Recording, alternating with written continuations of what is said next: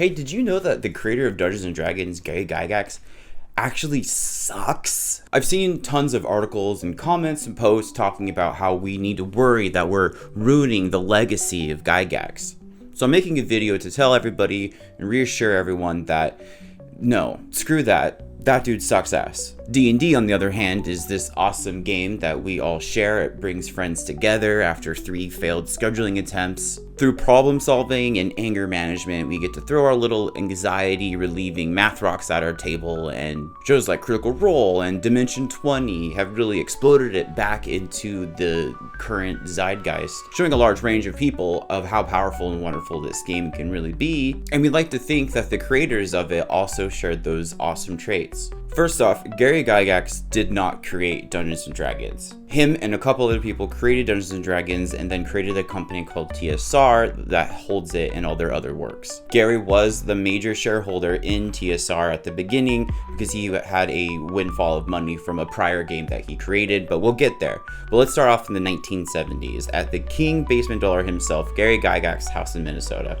Also, I want to note that I created a joke where I was going to say Gary Gygax, but I realized how old I was and just threw it away. Before he created games, he played them. He had this pesky habit of leaving his pregnant wife at home with 2 kids while he went to his friend's basement almost every night, hours on end, without any word. His wife actually accused him of having an affair of how many times it happened, so she busted in there expecting to see some huge rager. But no, it was just a dude hanging out with his friends playing with toys in a basement. In the early 70s, he found himself with 5 kids, no job, and a ton of time on his hands, and he made friends with the local game shop owner named Jeff Perrin, and they created their first game called Chainmail. And Chainmail was more of an adaptation of a current war game, but instead of armies and colonels and lieutenants, they had, soldiers and mages. Chainmail did really good in their area, and they got enough money to start creating something bigger, something more fantastical. So eventually, him and 2 dudes named Dave and Daniel created Dungeons & Dragons, well, at least the first copy. And then they came with TSR, their company, and the rest is history.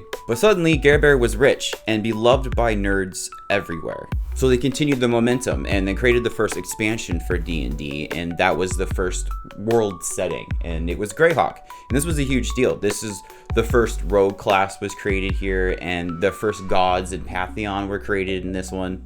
But it was also when people started seeing certain consistencies with things that Gary made, things that shone a light on misogyny and racism, but hidden behind like a fantasy shield. A good example that someone pointed out was that all of the good gods were male and all of the chaotic evil gods were female. For instance, Bahamut, which was named just Lawful Good Dragon, and Tiamat, which was just labeled Chaotic Evil Bitch Dragon or something. Now I know what you're thinking, wow, what a great example. Obviously, that's not something really to go off much on, but someone asked him his thoughts on women in gaming, and the answer was pretty telling. I have been accused of being a nasty old sexist male chauvinist pig for the wording in D&D isn't what it should be. There should be more emphasis on the female role, or non-gendered names and so forth. I thought perhaps folks were right, and considered adding women in the raping and pillaging section, in the whores and tavern wenches chapter, and a special magical dealings with hags and crones, and thought perhaps of adding an appendix on medieval harems, slave girls, and going Viking. Damn right I am sexist, and it doesn't matter to me if women get paid as much as men, get jobs traditionally male, or shower in the men's locker room. They can jolly well stay away from wargaming and droves for all I care. I've seen many war games and war gamers spoiled by the fairer sex, and I'll detail that to anyone who wishes. It feels like a fedora should have sprouted out of my skull reading that out loud. That is the most insane incel sentence I've ever had in my house. But Gary didn't like women. He thought that being a woman was like a curse. And he used it in a lot of his earlier editions. Tomb of Horrors, for example, a lot of those traps were so stressful and so dangerous that failing them meant death or something equivalent to. And as he put, some of the traps in there would change your gender to female, because to him, that's the same thing.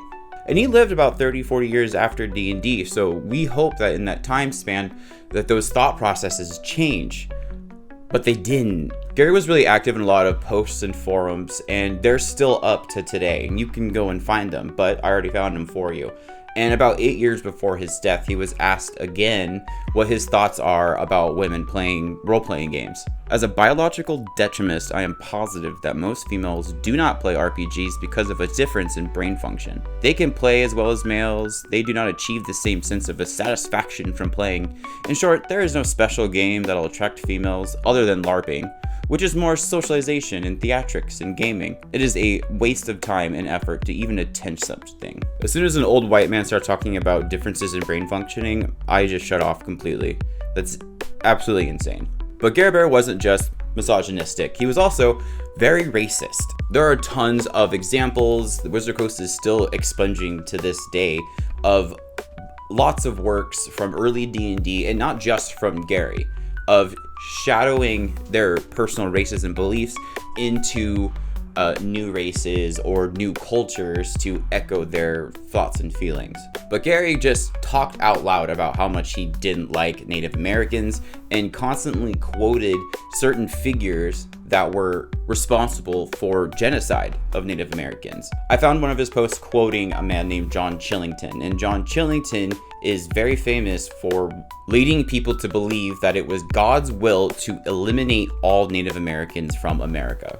No one just drops pieces of that speech in normal day explanations without having that kind of hatred behind it. It's also confirmed that he was a continuous believer of eugenics, even years and years after it was completely disproven. And unfortunately, his disrespect towards women didn't end at his wife. It is a common knowledge that he cheated on her constantly with paid sex workers. He started abusing alcohol and cocaine. It started really irritating all the other TSR board members. They got over Gary pretty fast, and in the 80s, they decided to do something about it. Gary was the majority shareholder, but if a couple of members sold some of their shares to another, they could make someone else the majority shareholder and just absolutely set him off. And they did. And Gary was replaced by what he hated most, a woman.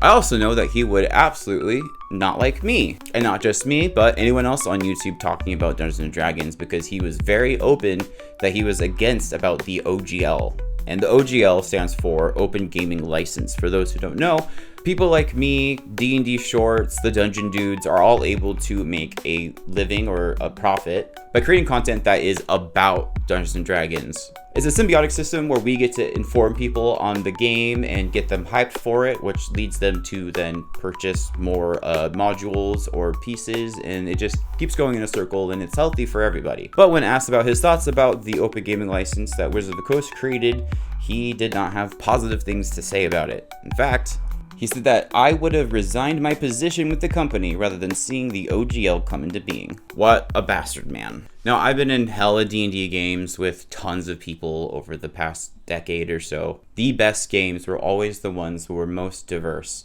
When there were people of different orientations, backgrounds, genders, those games always created the most positive memories for me. Nobody wants to get into a D&D party and everyone's a human male fighter. Being different makes us special.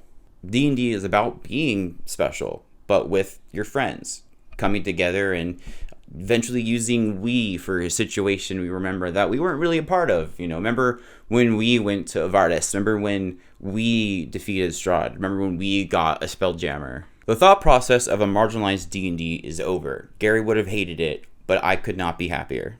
At the end of my videos, I'm starting a new thing where I am going to suggest you guys to go check out a different channel or a different music artist just to share some love on some people that I definitely think deserve some more attention just based on how awesome of a product they have or how cool of a person they are. And if you're anything like me, you are tired of watching the same things and sick of all of your favorite songs. So hopefully this helps you out. First person I want to talk about is a special needs trip-hop hip-hop artist that when I saw on YouTube Music only had 12 subs, which is criminally insane. They're very, very talented. They're called Wheelchair Sports Camp. Definitely go check them out if you like kind of trippy, weird music like I do. They're very cool. I also want to say I'm sorry. I know I haven't been around for a while. I've been dealing with a lot of things. It's been a pretty hard month. My confidence kind of got shattered to oblivion, and I actually made 8 other videos before this and just ended up tossing them because I didn't like how I looked or felt about the video. So I'm trying to break that habit, and this actually is a redo. I've already did this video before. And then my friend went into a diabetic coma, and we lost another dog. It's just been a really hard month, but I'm really excited to come back to you guys. And I'm so sorry that I kind of just disappeared for a month. If you're still around, thank you so much. And if you left, I understand. But it's not all doom and gloom. I'm now an actual athlete. Yeah, your boy competed at the strongman competition here in Sacramento. It's a new thing I'm going to be doing. I'm going to wait until I can complete California and then hit the road and do strongman competitions around the United States until I take some kind of something home. It's the first competition. I've only been training for about a year, so I'm pretty proud of how I did. But yeah, that's it for me. Thank you so much, guys. And I love you. Bye.